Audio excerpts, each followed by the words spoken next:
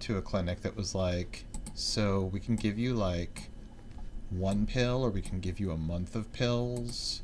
You like month, please. Yeah, I was like, let's nuke this shit. And honestly, like, one pill would have been an overreaction. I didn't understand how relatively dangerous a tick is. I mean, you can get Lyme disease. Yeah, I don't definitely. know. I don't want Lyme disease. Like, people that I know who have it are, like, they hate it. They're fucked up. Yeah, they have No, a I know. lifetime of trouble as a result. But what I found on me is it basically would have been impossible for that to have given it to me. Why do you say that? Because, okay, so like it has to be attached to you for like a day. Oh. So if you find a tick and it's not even attached to you, just walk away. That was my mistake. And if it's attached to you and it's like a few hours, you're almost certainly completely fine. Maybe you take like one prophylactic pill, which are cheap and readily available. I'm not a doctor, but that's what I've been told. Okay. I can't stress enough how much I am not a doctor. If you say so, Josh. Now, get up here on the exam table. I don't know why I had to take all my clothes off. We are streaming. Streaming! Oh, shit. What's that mug? This is Luoxana Troy. She is Counselor Troy's mother, and she is the daughter of the fifth house, holder of the sacred chalice of Rix, heir to the holy grails of Beta Z, and ambassador of the Beta Z government. She couldn't have just been like a stay-at-home mom, making brownies and stuff? Look, we don't all just want to be stay-at-home moms. Some of us want to be the daughter of the fifth householder of the second sacred chalice of Rix, heir to the holy rings of Beta Z, ambassador of the Beta Z government. Josh. I mean, that's all great. I'm not saying that she shouldn't do that, but maybe she wanted to be a corporate lawyer. Oh, I don't think so. Okay. Yeah. I'm just saying there's no end to the options that, Well, she was living her best life. She was the horny mom of Star Trek, and that's what she wanted, and she did it well. That's great. So wait, was she on Next Generation? And a little bit of DS9 too. All right. I maybe remember her from Next Generation. She's the character that you hate because she's obnoxious at first, and then you're like, wait a minute, she's actually fucking amazing. That's what her character was. Well, I love the idea that Deanna Troy's mom is like the horny mom. Yeah, That's great. Yeah. Everybody is on board with that. Come on. And their wedding rituals on Beta Z, everyone has to be naked. That's great. You mean like all attendants? No. Actually, just the people getting married have to be naked. Okay. Go on. That's it. Is it... So... Okay, on Beta Z, is a wedding, like... Is it an erotic ceremony? Or is it like a nudist camp where nudity is just a simple fact? It's like a nudist camp.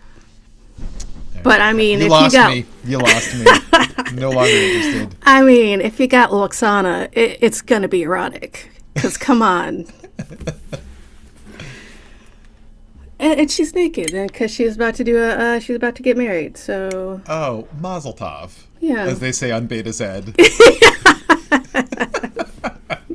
Exactly. Let's clap it in. Oh, okay. Wow! Ow! What's up, you guys? It's On Fire Tonight with Josh and Tressa. I'm Tressa. I'm Josh. And we are here to talk about The Peripheral from Amazon Prime. We're going to talk about Season 1, Episode 8. It's called The Creation of 1,000 Forests. And we're going to spoil everything. So if you haven't watched it already, stop, drop, roll. Great, you're back. We can talk freely because we're going to spoil it and probably have some weird tangents too. Yeah, that's true. Yep. And it just came out, so just hurry up. We don't have time for this bullshit. Let's go. Well, I don't know. By the time we get this episode out, it's probably like years from now. I mean, if you're watching it live, shut up, Josh. Oh, shit! Oh! If you watched it live with us, super fans, letterheads, and longtime listeners, all in the house or in the Airstream. Yep. Josh, what happened at the beginning of this episode? Because Twitch. Let me set it up for you. So this episode starts off with a little flashback. We're in the Blue Ridge Mountains. Well, we're not in the Blue Ridge. We're in the world of the Blue Ridge Mountains. Connor is in the hospital at Walter Reed. It's 2028, so it's 4 years prior to the main action that we normally know in the Blue Ridge Mountains. He very much regrets trying to save the dog that was already dead. Weird. He wishes that he could get a reboot. He's talking explicitly about those games that Flynn plays and how she gets a reboot and how there's been references. Shit. Oh, what's wrong? Are you okay? I'm fine. I forgot to turn my mic up on Twitch. Oh, okay. Hi, everybody at Twitch. Now you can hear me. Sorry. Go.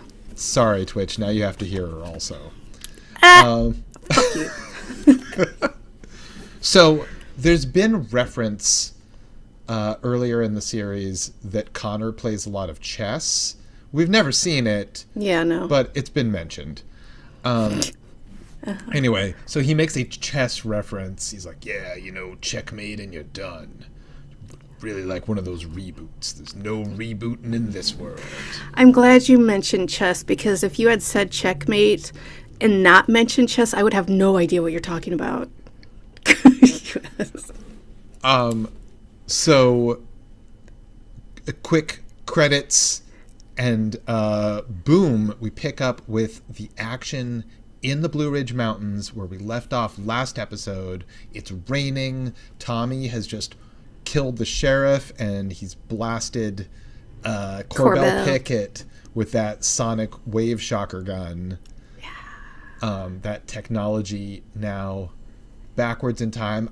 I mean, is that going to be like a Skynet situation? It's got to be, right? Right? Like that's what leads to either like world peace or world devastation. Yeah. I mean, even though it's totally alien to us right now, I can't imagine it's that hard to reverse engineer a sonic gun, right? I mean, if you've got it there and you can take it apart and put it back together. Yeah. Like it's not powered by dilithium crystals, right? What did the Transformers run on? Love. They ran on love. Yeah, it's just powered by a hamster and a wheel. Yeah, rubber bands. All things have rubber bands and hamster wheels powering them when in doubt. Right. That's right. So Tommy gets in his car. He puts his gun in an evidence bag. I don't remember if that's where he got it, because that would be weird. That is where it came from. So he has the gun that was confiscated from Bob, as well as, or maybe it was confiscated from Bob. It was from the crime scene where he arrested Bob. Okay, right. Okay, so, question. Yeah. I'm sure we already talked about this, but they didn't take the weapons out of his squad car when they put it in the lot.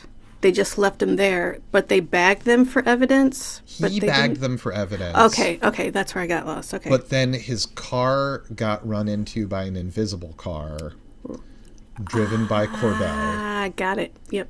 Or possibly Corbell and the sheriff. I don't know. But we see Corbell's boots as he personally drags away the body of Bob, the only best assassin in the whole goddamn world.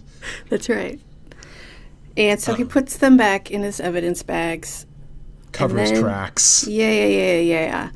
And he walkies in. He needs backup because there's a killer on the loose and probably armed. Yeah, the CSI and everyone, apparently they're huge in this area. They roll right in. They're taking pictures. They're in hazmat crossover suits. Event. Mm-hmm. Right. It's a real CSI Blue Ridge Mountains scenario. Jag. This is a total jag off. So he's cleaning blood off of his boot when one of the other guys on the scene is like, "Oh, we've got a pulse." So, Tommy, you fuck up. I mean, seriously, you got to check that shit first off. And second off, you just blasted him through a window. That doesn't mean he's dead. Also, like, you're just using a thing you don't even know how to use. Thank you. Tommy is an idiot, is what I'm saying. Tommy is he's a complete fuck up. Uh-huh. Mm-hmm. And they're like, hey, there's shots fired over at your fiance's place. Right, over at Urgent Med. Yep. He, like, cruises straight over there. Dee Dee is outside and okay. Mm-hmm. She tells him that Reese is dead. Yeah. That is one of the dude squad. That's right. And Bob takes the blame for everything that Tommy did over at Corbell's house.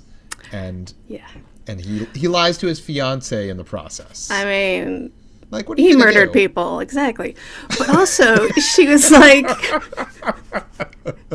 she's like, the sheriff's dead, right? Like, the way she said that made it seem like, oh, thank God the sheriff's dead. But I don't know if I was just, like, projecting that on her. I didn't necessarily get that. Like, It wasn't clear to me that she saw the sheriff as a figure But she of didn't evil. see the deputy? Oh! Sorry. Well, okay, so here's the thing. Like, did Tommy know all along that the sheriff was on the take? I don't know, and I don't think so.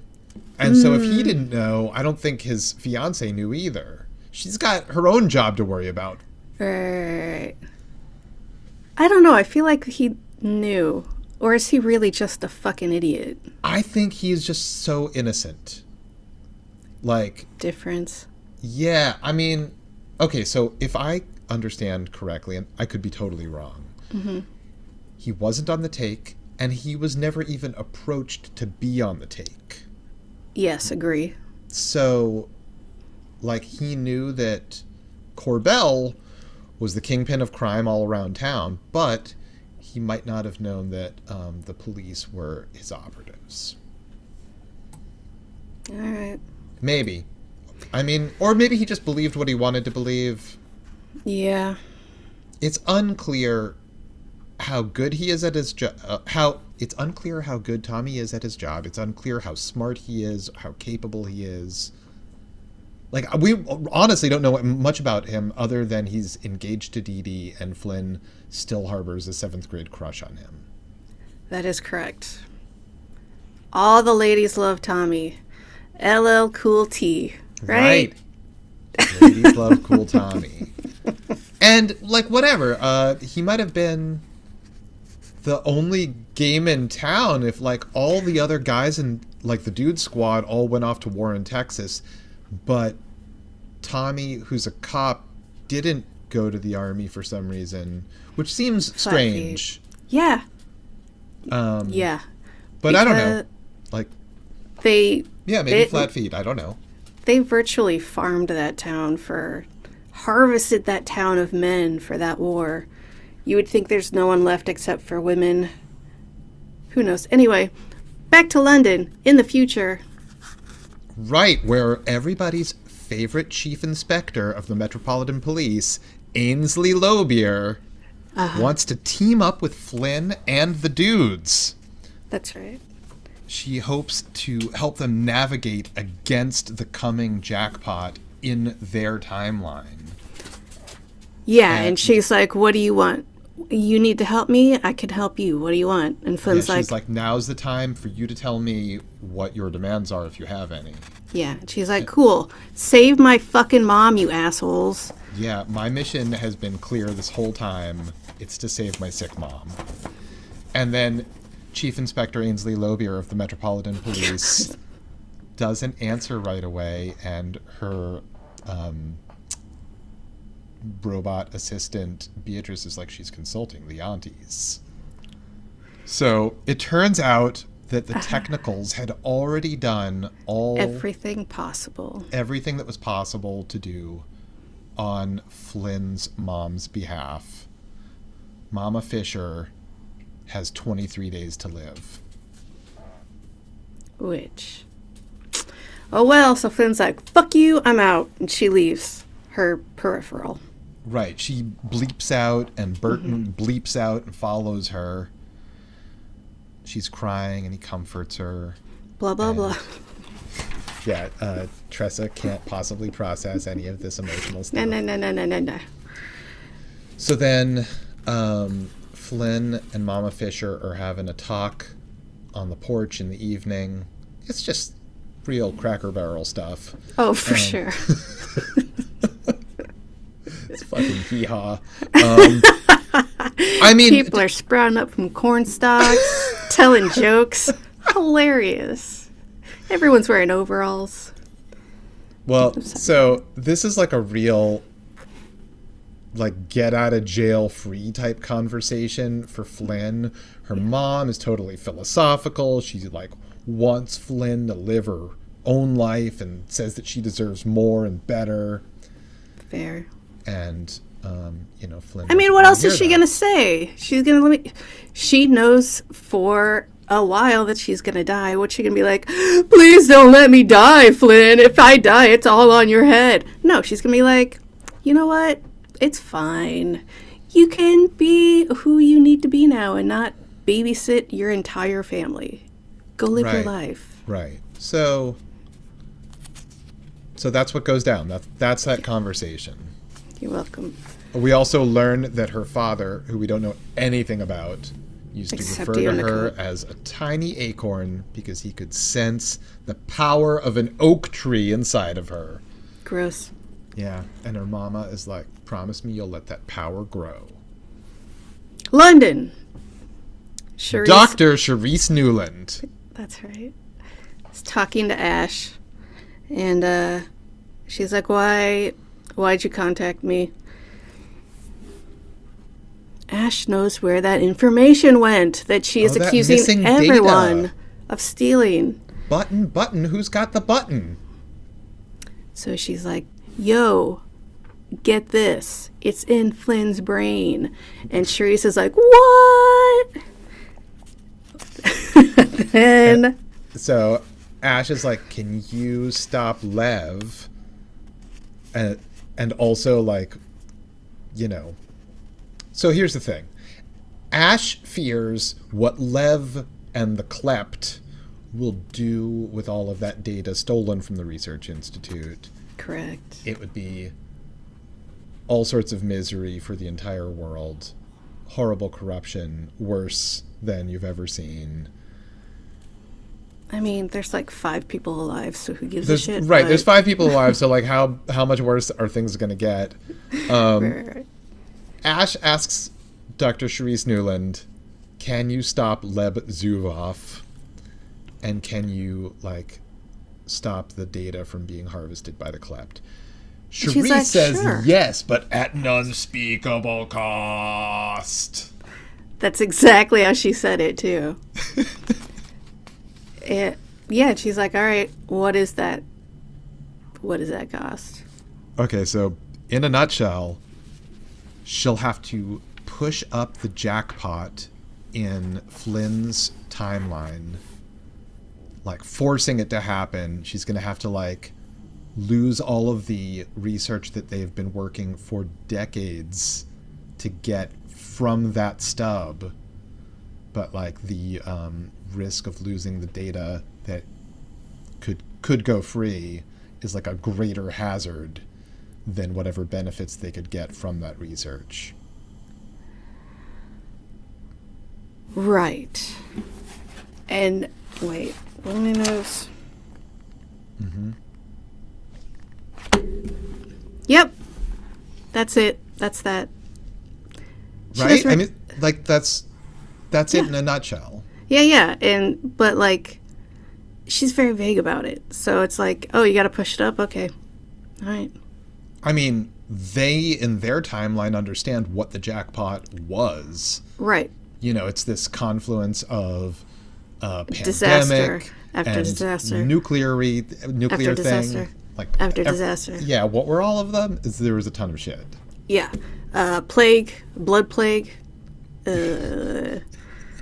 domestic terrorists, nature junk. Oh. Anyway. Right. Climate disaster, all that shit. Yeah. You know, the usual. Wilf and Flynn are on the bench, or the a bench. park bench of truth. That's right. Wilf is like, I'm pretty sure Lee's dead. I have to just deal with that.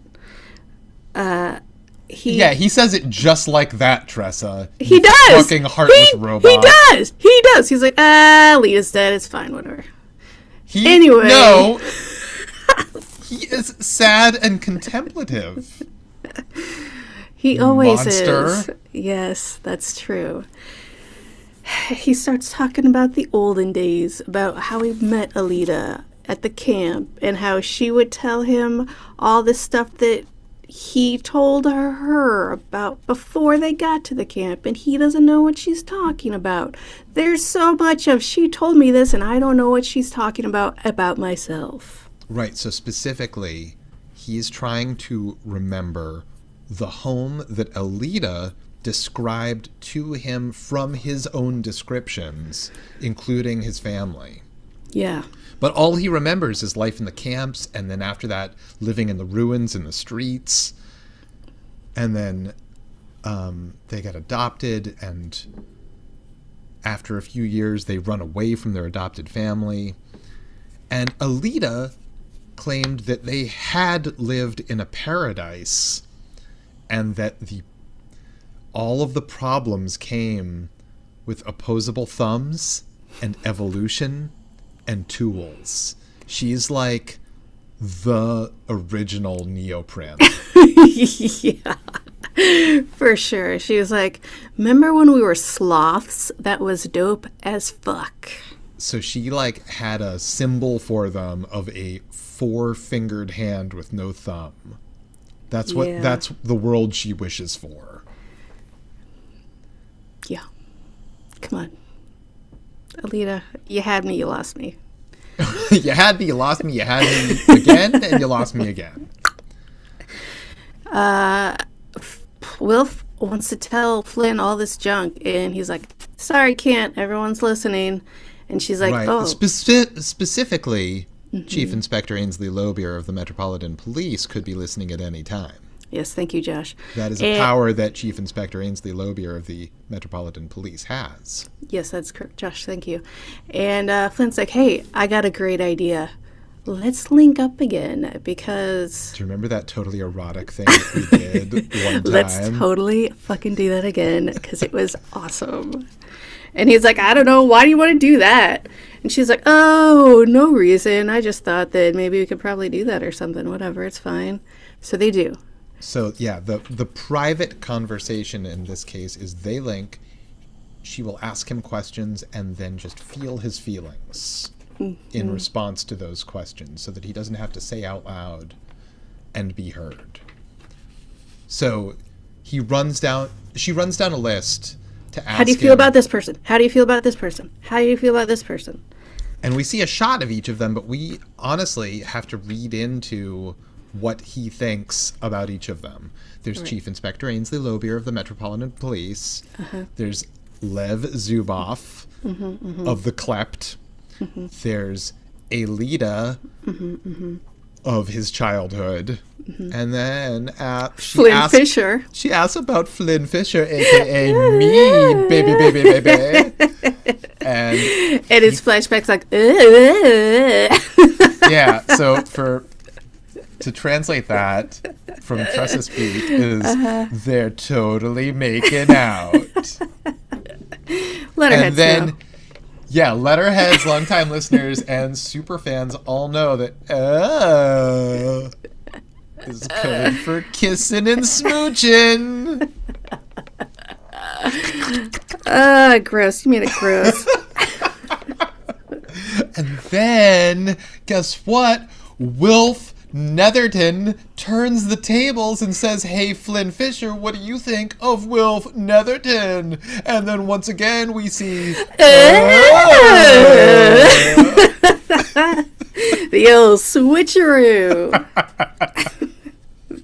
They love each other. So now that she's apparently moved on from her 7th grade crush to a man that lives in a future that she'll never exist in, she's like, oh, hey, hold on a second. Where was that place that Alita drew the secret place with the hand with no thumb? And he's like, da-da! Yeah, no, you idiot. It's the one place that's totally sacred to you and Alita. Why would you ever think about that place, you fucking idiot? Well, so there are answers to that question. We see Ash and Ossian, the 2 technicals, are spying on Flynn and Wilf. And as they walk across open fields to where that 4-fingered hand was once drawn. Yeah. Their sacred place. They get to these fields, erase the fake people that are there to make you feel less lonely. Yeah. And all that's left is a tiny little 8-year-old Alita street urchin sitting on a bench. And she's like, God damn, took you long enough, you fucking idiot. And Wilf is like, all right, let's go talk about some stuff. And Alita's like, sure, but she's got to stay here because they are watching us. And they're like, what? No way. What are you talking about? And Alita looks straight at Flynn in the eyes so Ash can see Alita looking her straight in the eye and be like, yeah, fuck off. Bye. Yeah, she's like, isn't that right, Ash? Bitch. Yeah, and then, okay, so we see Wilf and a barefoot street urchin in tattered clothing walking further into the fields. There's a quick shot of stitches behind the ear. That is where grown-up Alita removed her own implant. Grown-up Alita appears. Right. Although there's also this, I guess it's a technical, but I'm not sure who's operating it. Maybe it's not a technical. The street urchin, the 8-year-old Alita. It's a peripheral. It's a peripheral. Okay, but who's operating that? Alita was. She took something off. Oh, that's right. So she was operating the peripheral of her younger self, and then it operates on AI when she's not. When she takes off the headset. That's right. Thank you. You're very welcome. And she's like, bruh, you know where we are aside from the 4-fingered whatever? This is where... 4-fingered discount? Yeah. This is where the camp used to be. We're standing on a shit ton of bodies right now. Hey, street urchin Alita, dig up some bones or some shit. Start digging right now. So she does. And immediately pulls up a skull. And she's like, here you go. Yeah, give that to Wilf. Yeah. She's like, okay, so you know what happens when you take out the implant? You start remembering all the stuff that the implant blocks because the implant blocks your memory. And once you get rid of it, it starts getting restored. And Wilf Your is whole really family, my whole family, they're all fucking dead. You have more family than you even realize, probably.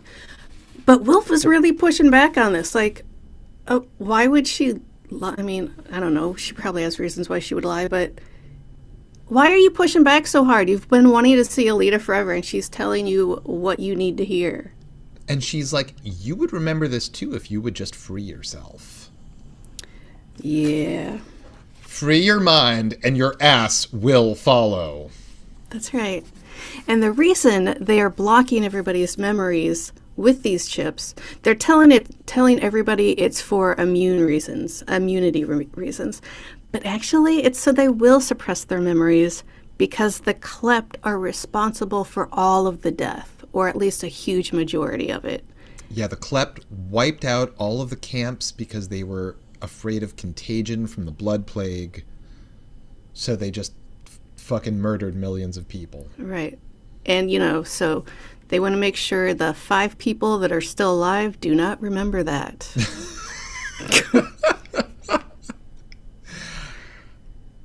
I would actually think that terror from remembering that would keep them in line better. Mm-hmm. Yeah, maybe not. Maybe not. I don't know. Well, also, I just don't think there's enough people to revolt anyway. So I don't know why they give a fuck. So Alita has been gathering an army of the dispossessed. Like 7 people show up behind her. Those are all the people left. Yeah. Yeah, they're just casually dressed British people who are in the park. Mm-hmm, mm-hmm. And she once again says, "Infinity in the palm of your hand," which is a thing that she said before when they were taking the express elevator to the sub basement. I don't remember that. And it's all inside of Flynn's head. That's where infinity is. Does Alita know that by now? I don't remember. I think so. Okay. I believe so. Yeah, yes, she says so in this scene. Okay. She knows that it's in Flynn's brain. Okay. Back to the Blue Ridge Mountains. We get a quick shot of Corbell in his hospital room. He is not looking good, but that's it. Back to the Drunken Gentleman Jimmy's. Your favorite honky-tonk bar. Who doesn't love it? And Jasper's sitting there at a table with some of Jasper's minions, and they're talking about who's going to take over because Corbell is as good as dead. Yeah, the drug dealer, the sleazy Atticus guy, is like, I should be the next one. And Cash, who was the muscle, and he's got a lot of stitches in his face from where Corbell smashed him. God, that was disgusting. He wants power, and then the third guy, whose name is just Buddy. Yeah, he's just there for looks. Yeah, so they agree on a triumvirate, and Jasper's like, but hold on a second, there's 4 of us. And they're like, yeah, you're a complete loser. Just go get us some more beer. Oh, and he is fucking stewing. He hates these assholes. But what are you going to do? You're just Jasper. Right, well, so the question for Jasper, his whole life, is he kind or is he weak? Or is he strong? Or is he a bad man who can do bad things? Who the fuck is Jasper? Jasper doesn't know himself. We've seen him once before. We don't fucking know either. Well, we've seen him a handful of times. You know, we've seen him in one episode. Okay. We've seen him at the Drunken Gentleman. We've seen him with his wife Billy Ann. We've seen him interacting both as a kid and an adult with his uncle Corbell, who tries to train him to be like a bloodless bastard. But it doesn't really take. No, it pretty much does the opposite, I think, because it was terrifying to see as a child. Right. So anyway, all of these other dudes at the table think he's a little bitch. And he seems to agree. And he gets up and gets them a pitcher of beer. That's right. Still stewing, though. Yeah. He's still pissed. Yeah, he's mad as hell, but like, what the fuck is he gonna do? Yeah. So they all get in the car. They've had their beer for the night. It's around 2 a.m. Bar's probably closed. And Jasper's going to drive everybody home. He's the designated driver. Cash blows chunks, puking in the vehicle. Atticus is like, I guess you're going to have to clean that up, dickhead. You fucking idiot. So Jasper's like, okay, cool. Hey, where am I going to go first? But everybody's passed out. And he's like, you know what? I'm just going to park here for a second. Right. I'm just going to get it out. Gets out of the car. Calls up his wife, Billy Ann, waking her up. She's like, oh, what? He's like, Billy Ann, do you remember that time we had a fight about Monopoly? And she's like, goodbye. This is stupid. I was asleep.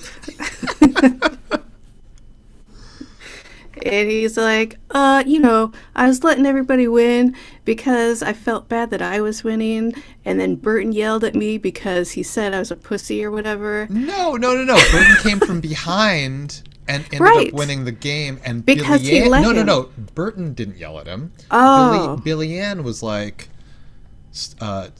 telling him to stop mistaking weakness for kindness. I thought they both ganged up on him after that. No. Jasper was just being magnanimous. He was trying to keep everybody afloat during the game. Like, he was way ahead. He was loaning out money.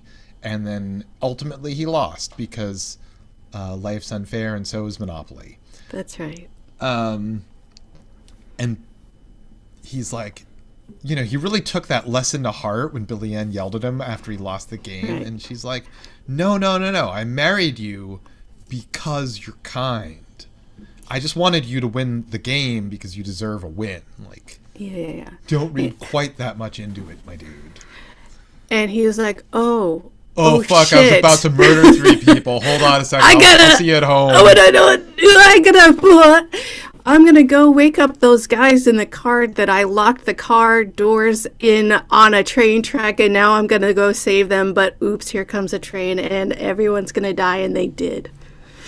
Yeah, but Atticus wakes up. Like, he tried really hard. So the car's locked and the keys are inside. He tries smashing the window with a rock to get these guys to wake up. He desperately wants to save their lives. Yeah. Atticus wakes up just in time to be like, what the fuck? There's a train? It smashes the car. It explodes. The train keeps going. And then just so we're totally clear, the car explodes a second time. Yeah.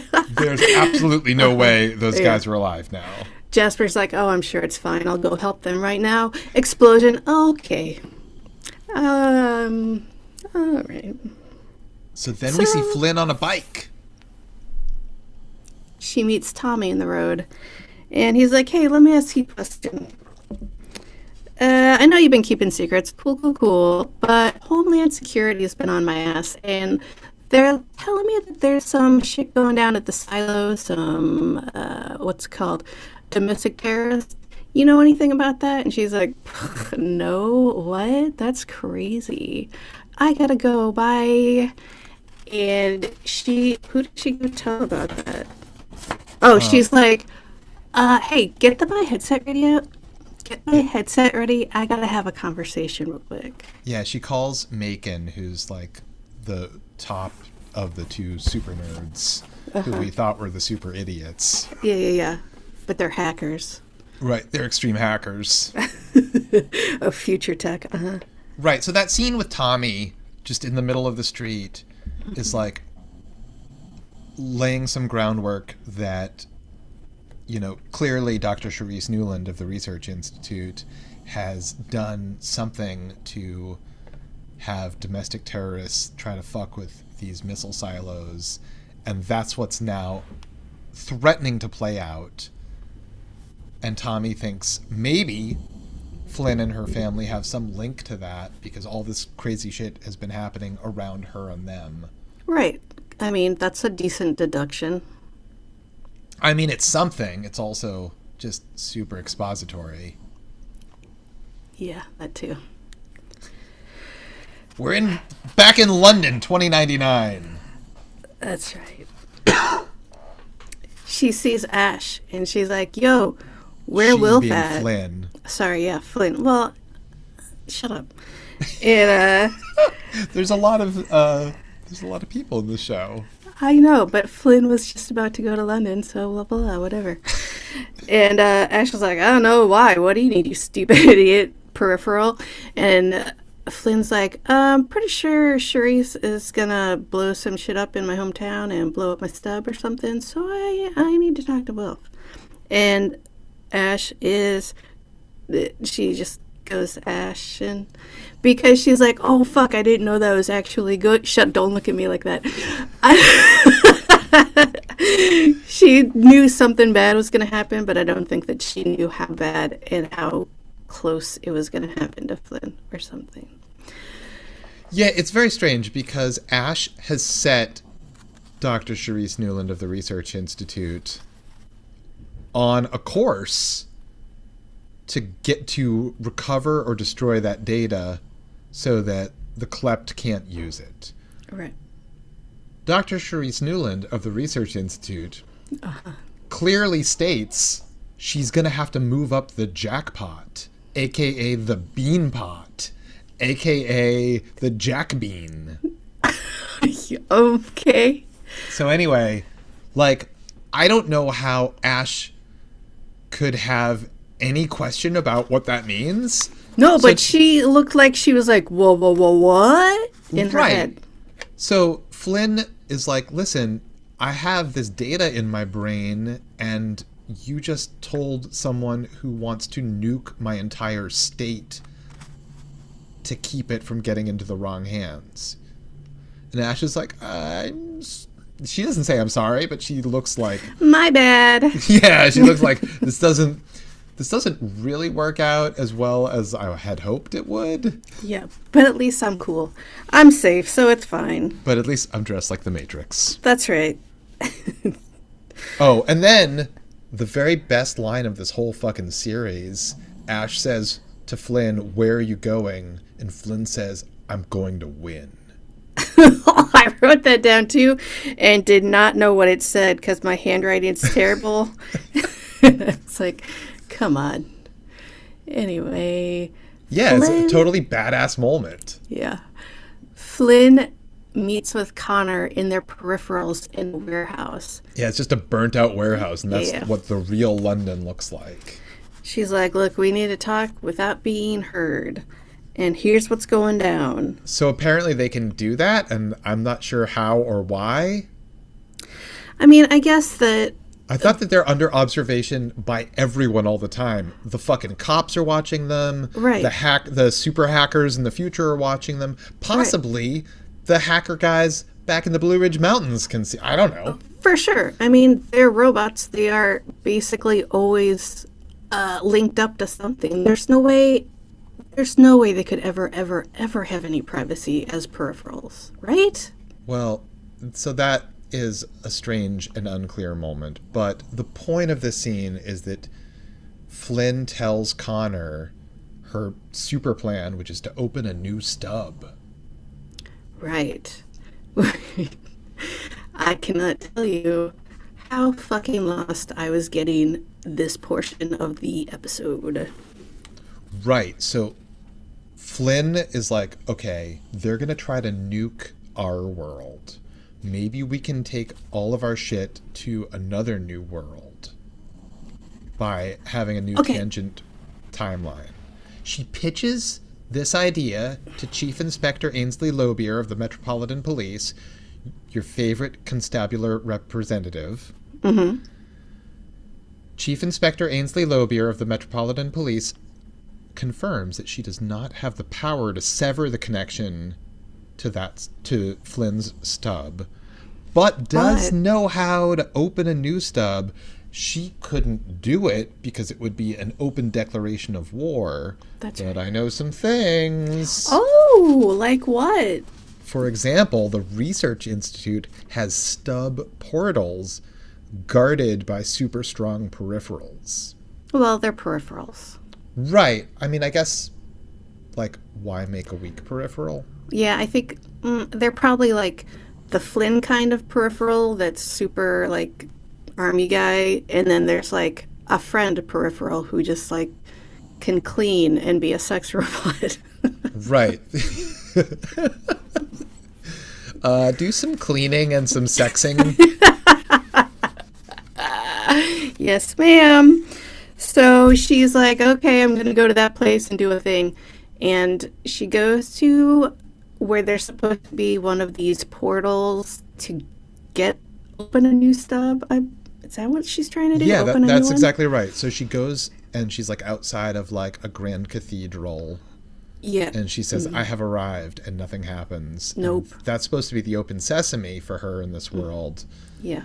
And a groundskeeper comes up and he's like, hey, little lady, how can I help you out? And she's like, fuck you, and they fight. And that's right. And then she pushes his face up to the eyeball scanner so that it can scan his peripheral eye. Incapable of closing his eyes, apparently.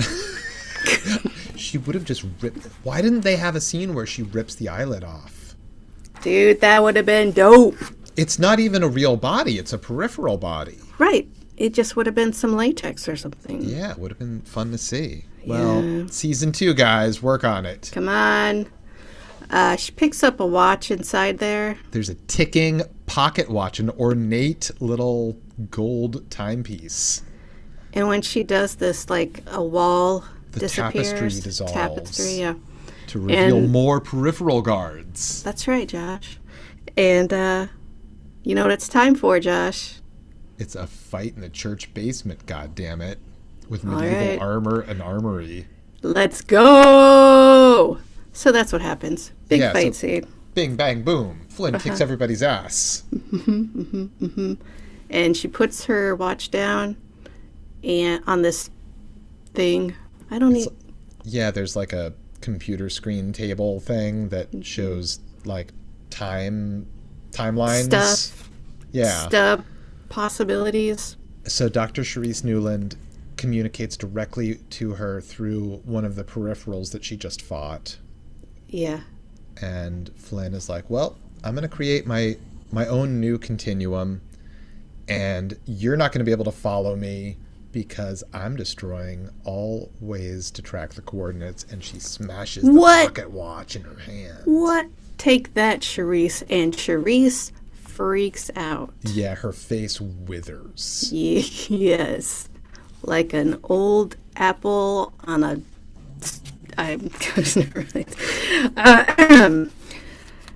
Then we go to this flashback of this warehouse conversation with Connor and Flynn, and it's basically laying out Flynn's plan. And again, I got the gist of it after the plan went through, but as they were talking about it, I'm still like, I don't know what the fuck you guys are talking about. Yeah, so it was a little confusing for me as well. Let's try to figure it out together. So in a nutshell, she's like, we're going to open up a new stub. We're going to wake up in a new world. And he's like, so wait a second, but like, we'll be dead in our actual world? And she's like, maybe, but maybe not if my plan works. And then... Okay, hold up. Hold up. So let's say you believe that there are multiple dimensions, not even talking about this show, like in general, you believe in multiple dimensions, there's infinite possibilities, anything can happen in any other dimension, but it's you and your life in those other dimensions doing other shit. Okay, like she's basically saying the same thing. That exists, so if we die in that place that we're from, it's okay because we'll be alive somewhere else.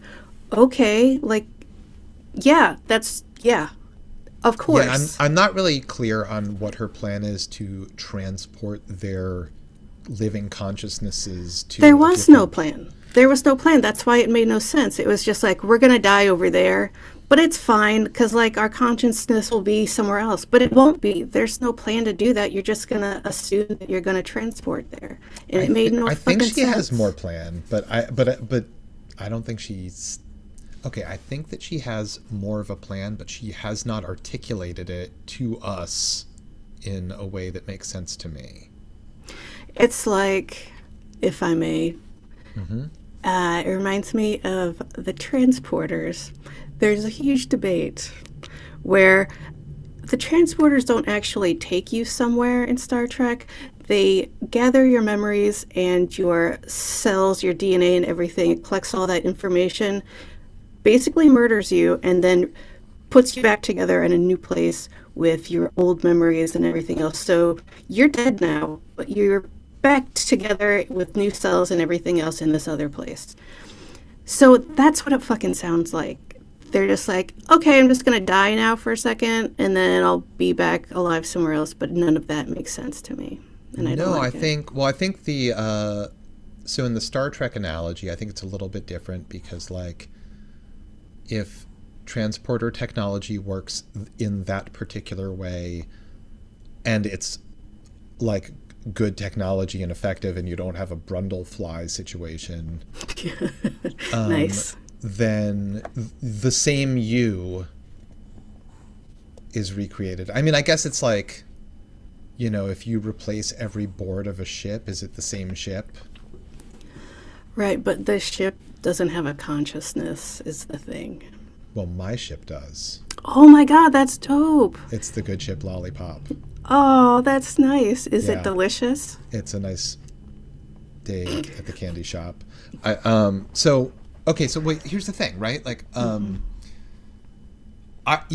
it seems like her plan is half-baked from what has been presented to us. If we just go by what we have seen on the show, then the plan is she dies and maybe they all die, but there will be a new tangent universe that she will have created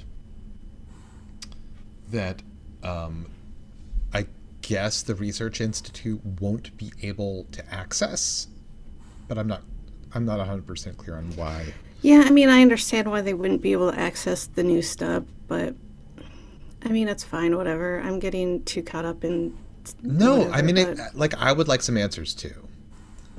I think perhaps Flynn has some grander plan that involves their consciousness being transferred into this new parallel universe stub, but maybe not. I don't know. Anyway, part of her plan is to have Connor sniper her in real life in the Blue Ridge Mountains where they both live. Yeah. Thus removing the need for the Research Institute to move up the jackpot, aka the bean pot, aka the jack bean. Yes. And so saving their real world by sacrificing herself. Yes. Now, which, cheers. Right. I mean, it's a pretty good plan if it works. So we see her go take a walk by the creek, and he's lying in wait with his sniper rifle. A shot rings out, birds take flight, and then in London 2099, Flynn wakes up in her peripheral right across from Chief Inspector Ainsley Lobier of the Metropolitan Police. Yeah. Who says, all right, now let's get to work. Yeah. And that's the end of the episode. I'm left with questions. I'm left with a couple of fucking questions too, Josh. It sounds like I'm on the hook. That's right, Josh, you are. Fuck. How... I mean, if she's dead in the Blue Ridge Mountains, how did her headset get her consciousness to a peripheral in London in 2099 or 30 or whatever fucking year? How? Okay, so here's one possibility. Mm-hmm. She created a tangent universe from like the same moment, more or less, that she was living in. In the stub that the Research Institute knows her to live in, she has just been killed. Mm-hmm. But in the new stub that she created, the Flynn in that stub knows everything that the Flynn that we know has known, and she hacks in using the headset because it's like a duplicate universe with exactly the same everything from that moment. Does that make sense? It does, but I mean, you're still fucking dead. I don't know. Yeah, it's yeah, I mean, basically it's resting on video game reboot technology as though real life doesn't matter. Right. And I think that if you have infinite universes to play with and you can create new stubs at will, there are no stakes. Well, but there Right? are no, but there are though, because just because this other person, let's pretend that my identity in these other stubs are different people, because basically whatever, who gives a fuck. If I die, Because basically whatever, who gives a fuck. if I die in my timeline, in my stub, You're dead. I'm dead. It's not like rebooting because I'm dead. And this next stub, this other person who is me Why do they give a fuck about what happened to that stub? They don't know anything about it. They're in this stub over here. Well, except that she does, because she is the author of the stub. Right, I get that. But the author of the stub is now dead, so it's not like she benefits at all from anything that happens anywhere the fuck else. She's just fucking dead. Well, no, I think... Okay, so I'm just now working it out a little bit. I think that if... Let's call the timeline of the Blue Ridge Mountains that we've been watching so far. Yeah. The primary Blue Ridge Mountains timeline. Yeah. If in that primary timeline, Flynn, with the data in her brain, has her brain exploded by a bullet to it. The Research Institute no longer has to, like, blow up that world. They no longer have to do anything else. And if on that same day, but earlier, a new stub was created by Flynn, and Flynn is not killed in that new stub. Although it's interesting, why wouldn't she be killed in that new stub? It seems like she could really be playing with fire, because she could end up creating a new stub in which Connor also kills her. Yeah.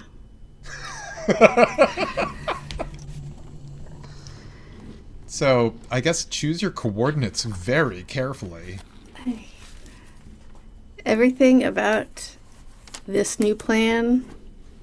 I mean, maybe she went way back in time so that Connor would sniper her years earlier. Well, the stub she opened, like when she was messing around on that tabletop computer thing, it just went to the same exact year that she came from. She did say, yeah, it seemed to be she was creating a new tangent in 2032, which is the same year that she lives in currently. Yeah. Somehow the pocket watch matters. I'm not really kidding. It's just for looks.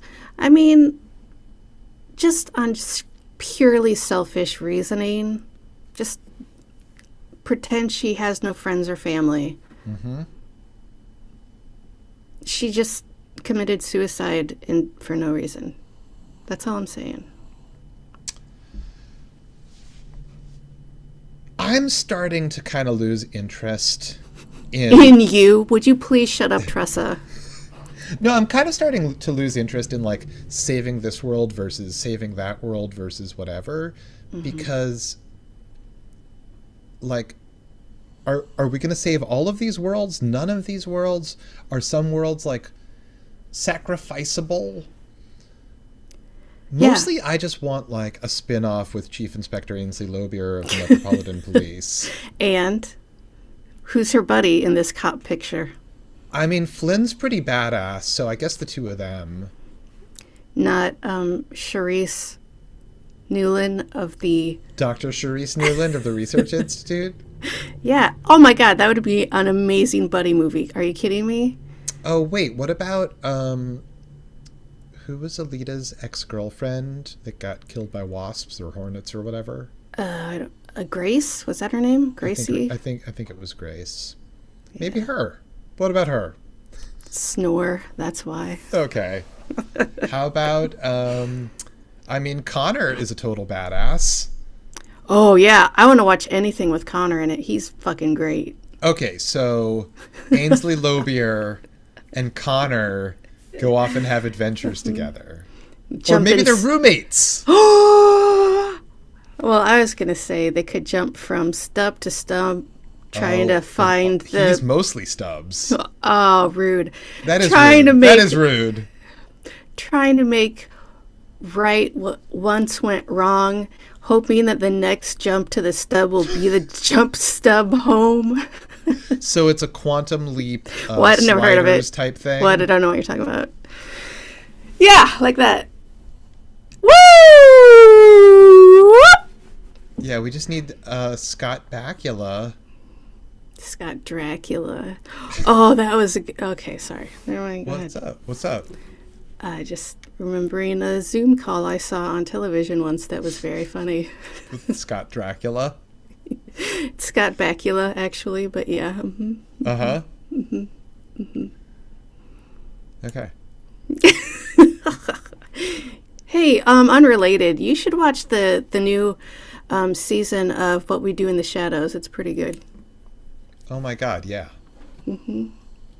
Everything about What We Do in the Shadows is fucking awesome. Yeah, I agree. You guys, that's all the time we've got for today. It's been great. Oh shit, is that it? That is it. We have to wrap this up. We are your smoldering pirate hosts. That's right, Josh. We are rockin' till dawn because it is on fire tonight. And it's smoldering a little bit because it's the next day, but we're pirating this ship of smoldering